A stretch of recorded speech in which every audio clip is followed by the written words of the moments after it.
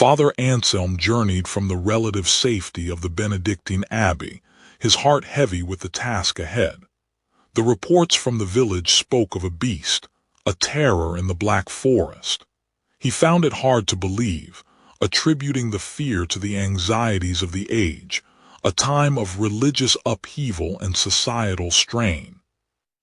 The village was small, nestled deep within the embrace of the Black Forest. Its inhabitants were a hardy folk, their lives dictated by the seasons and the rhythms of the forest. Father Anselm sensed an underlying tension, a palpable fear that hung in the air like the morning mist.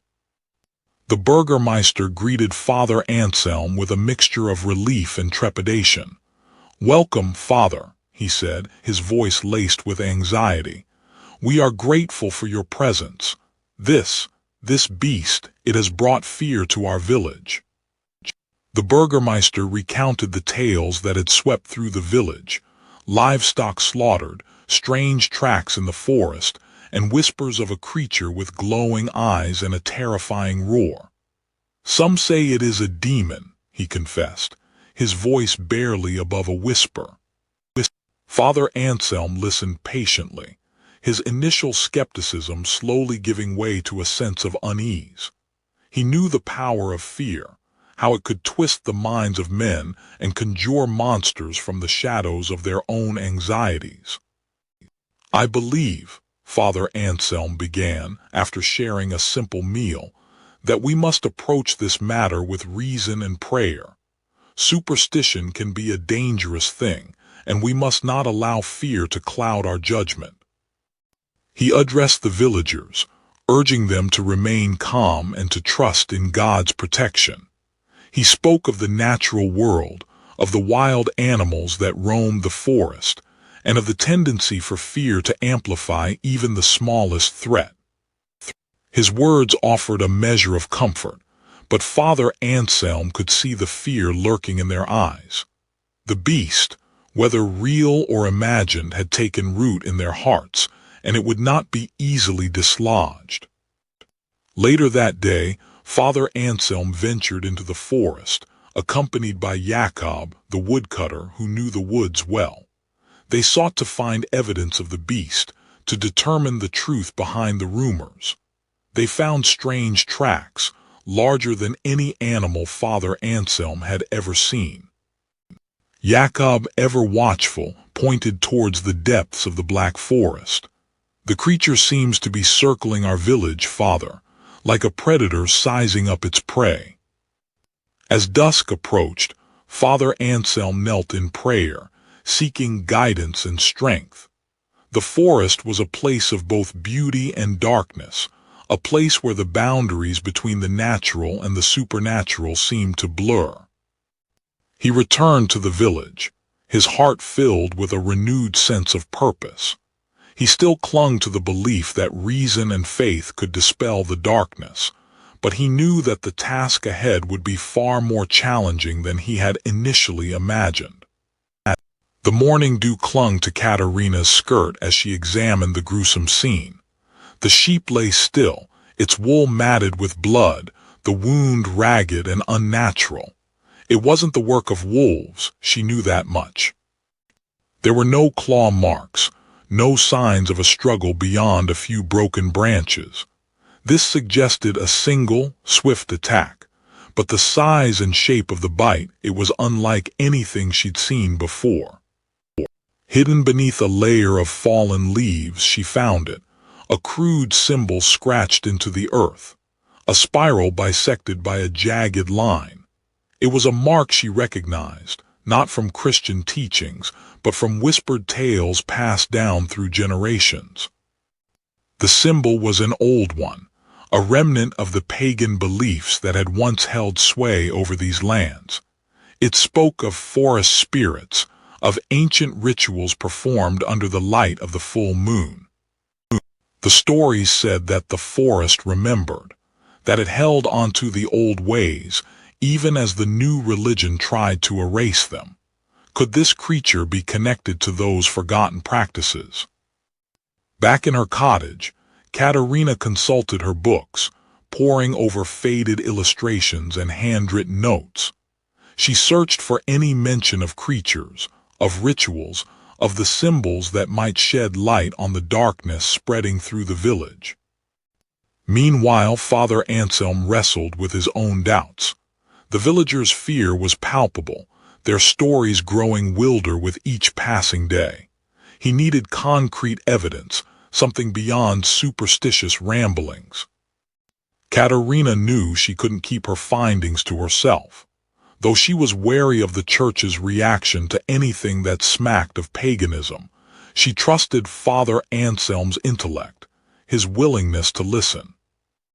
"I found something at the site of the sheep killing, Father," Katerina began, her voice low. "A symbol, one of the old ones." She carefully described the spiral and the jagged line, tracing it in the dirt with a stick. "It's a sign of the old ways, Father, of the forest spirits. Some say it wards off evil, others claim it summons them." Father Anselm listened in silence, his gaze fixed on the crude drawing. He had heard whispers of such things, dismissed them as pagan superstition. But now he wasn't so sure. "I don't know what it means, Father," Katerina confessed, her voice barely a whisper. "But I fear it's a sign that something ancient and dangerous has awakened in the Black Forest." The fear had taken root, choking the village's spirit. Jakob, his own heart heavy with dread for his wife and children, knew they couldn't cower in their homes. Action, however rash, was needed. He sharpened his axe, the steel singing a song of grim determination. Each stroke was a prayer, a promise to protect what was his. 10 men strong, they marched into the Black Forest. Their numbers were few, their weapons crude, but their fear was a powerful motivator.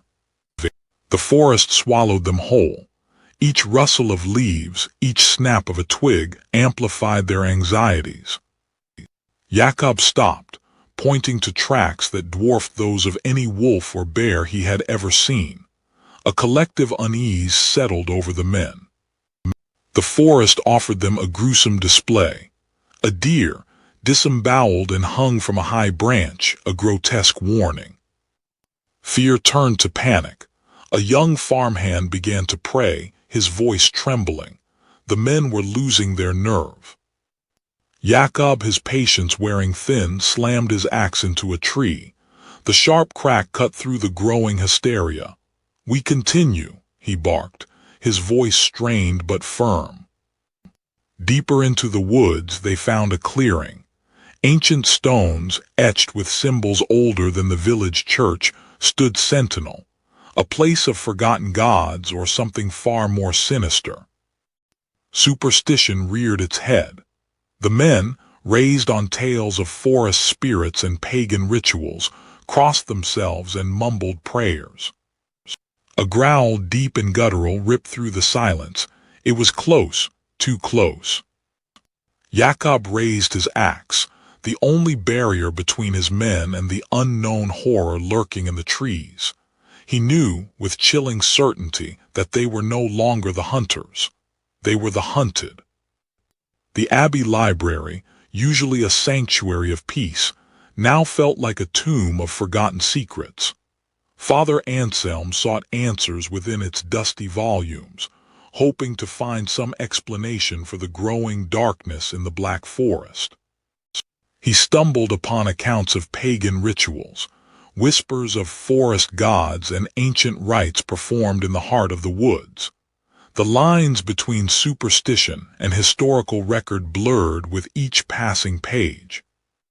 The text spoke of sacrifices, not of animals, but of something far more precious. The thought sent a chill down his spine. While Father Anselm searched the archives, Katerina explored the forest, seeking signs that confirmed her growing unease.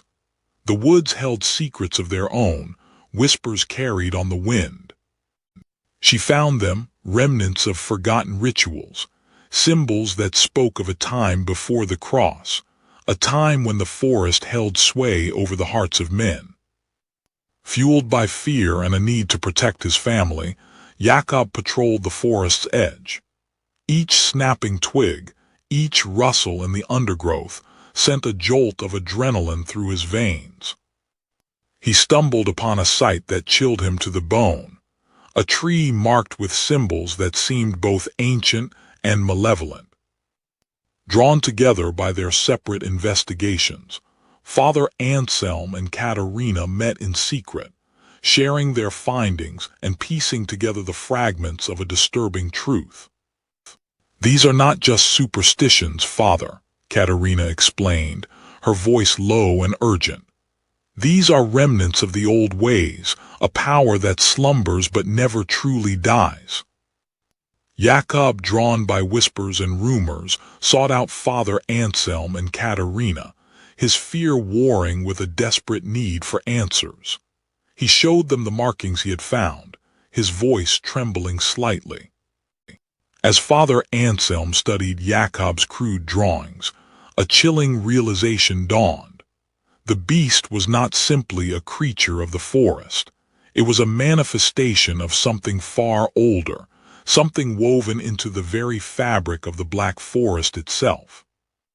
"We are facing something far more dangerous than a beast, Jakob," Father Anselm said, his voice heavy with foreboding. "We are facing the echoes of a forgotten past, a darkness that threatens to consume us all." The hunting party, emboldened by fear and fueled by mead, plunged deeper into the Black Forest. Jakob, axe in hand, led the way, his resolve hardened by the thought of protecting his family. The air was thick with anticipation, a dangerous mix of bravado and terror. Katerina, distrustful of the mob mentality gripping the village, followed the hunting party from a distance. She hoped to prevent unnecessary bloodshed, fearing that their fear would lead them to misjudge, or worse, create the very monster they sought. Father Anselm, burdened by his duty and his growing doubts, trailed behind, his worn rosary his only comfort. He prayed for guidance, unsure if he was chasing a beast of flesh and blood or a manifestation of the village's collective fear. A low growl, guttural and menacing, echoed through the trees. Jakob stopped, his hand raised, signaling the others to silence. The air grew thick with dread. Something was watching them. A blur of fur and shadow erupted from the undergrowth.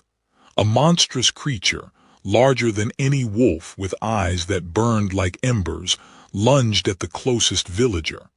A scream pierced the silence, followed by the sickening sound of tearing flesh. Jakob roared, a primal sound of fury and desperation. He charged forward, axe raised, his grief momentarily eclipsing his fear. The hunt had become a desperate battle for survival. The creature, surprisingly agile, deflected Jakob's blow with a swipe of its massive paw. The impact reverberated through Jakob's arms, and he saw deep gouges in the axe handle.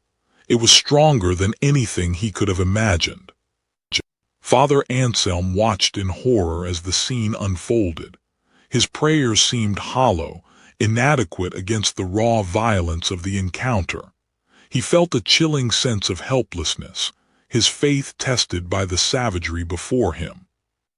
Katerina, seeing Jakob falter, rushed forward, throwing handfuls of potent herbs into the air.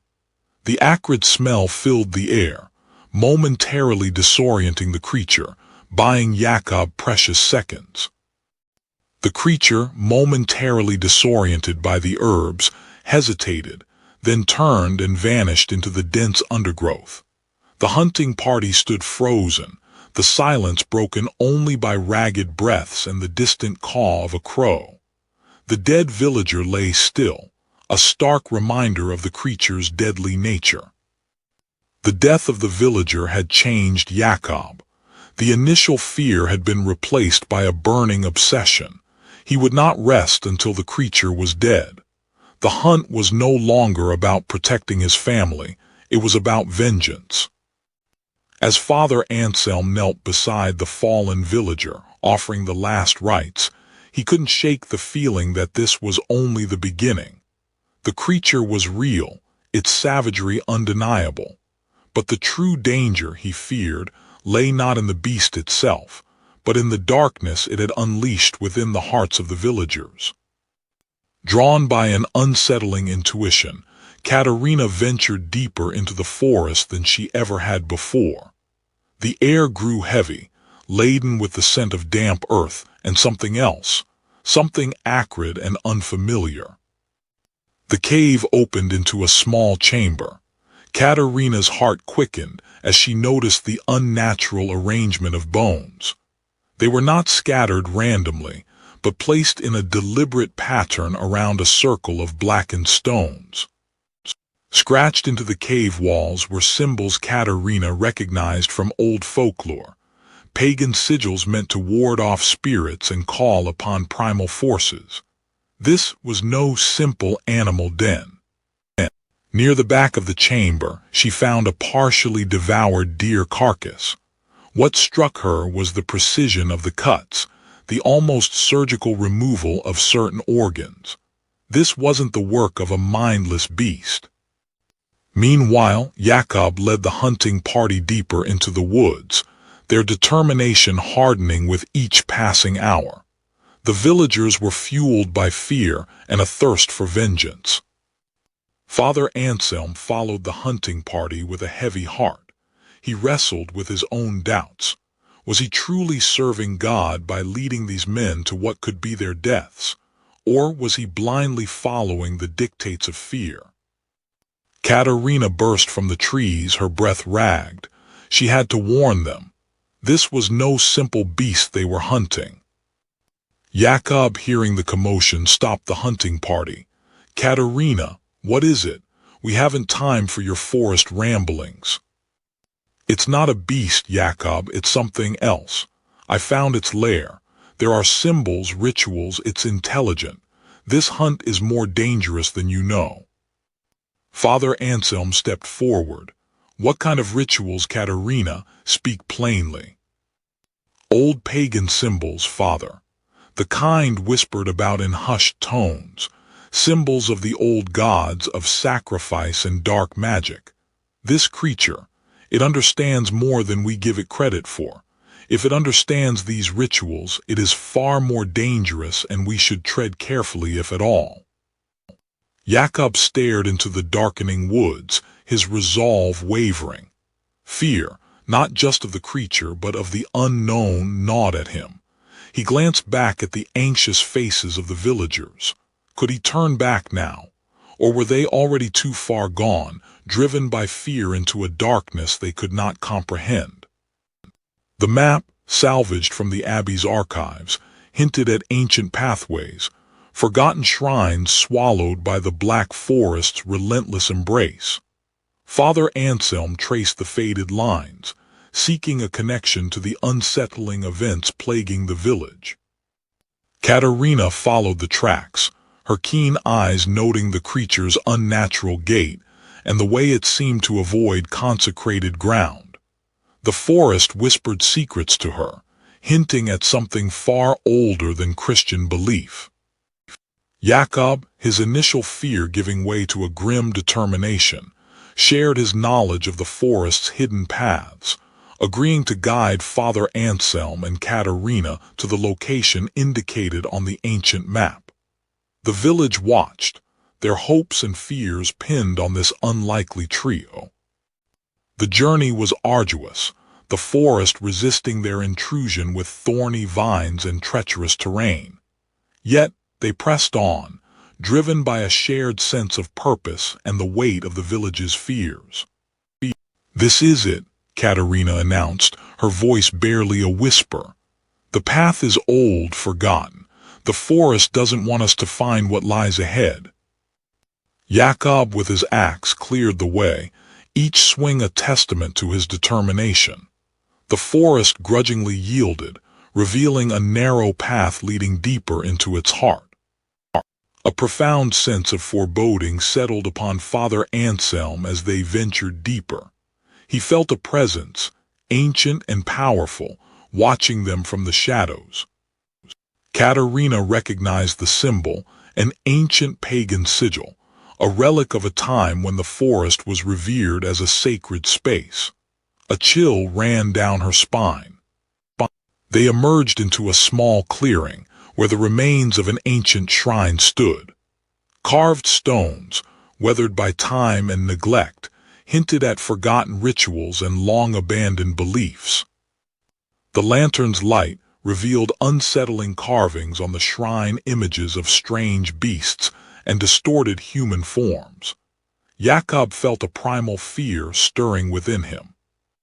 Katerina recognized the altar as a place of sacrifice, a site where the old gods were appeased with offerings. She sensed a dark energy lingering in the air, a residue of forgotten rituals. Father Anselm realized the truth.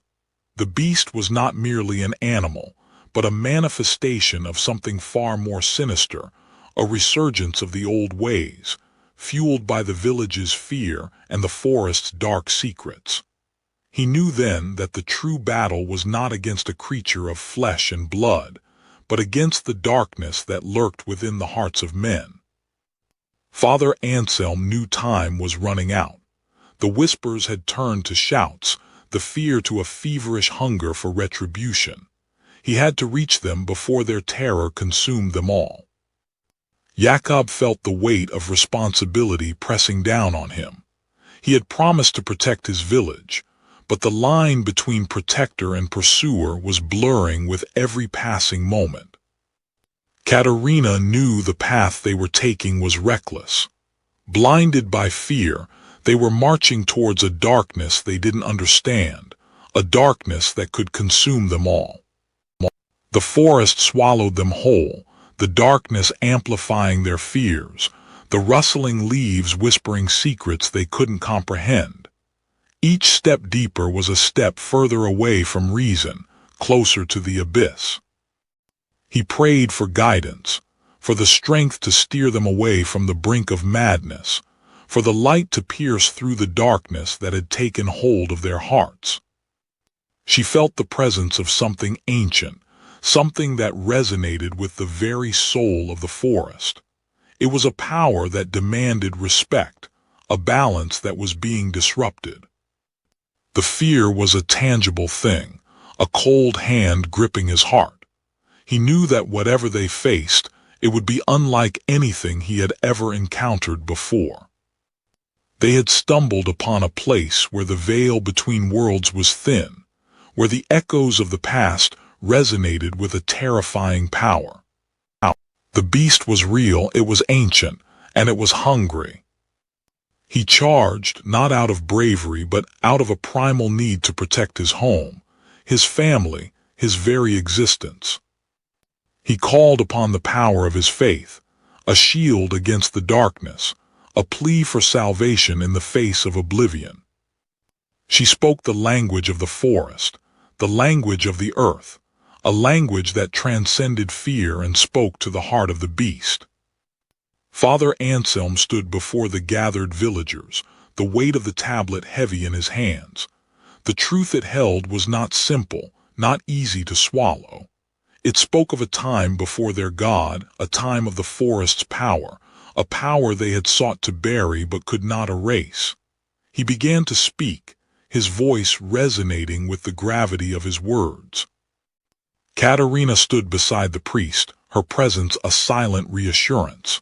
She understood the forest, the old ways, the whispers carried on the wind. She knew that the creature, whatever it was not merely a beast of malice, but a manifestation of something deeper, something forgotten but not gone. She prepared to add her voice, to bridge the gap between the old and the new. Jakob stood apart, his axe a silent sentinel. He had sought to protect his family, his village, from what he perceived as a monstrous threat. But the truth unfolding before him was far more nuanced, more unsettling. He wondered if his fear had blinded him, if he had been fighting a shadow of his own making. Father Anselm deciphered the tablet's story, a tale of ancient rituals, of offerings made to appease the spirits of the forest. The creature, it seemed, was not a singular entity, but a guardian, a protector, awakened by the village's encroachment upon sacred ground, by their forgetting of the old ways. Katerina guided them not as a leader but as a bridge.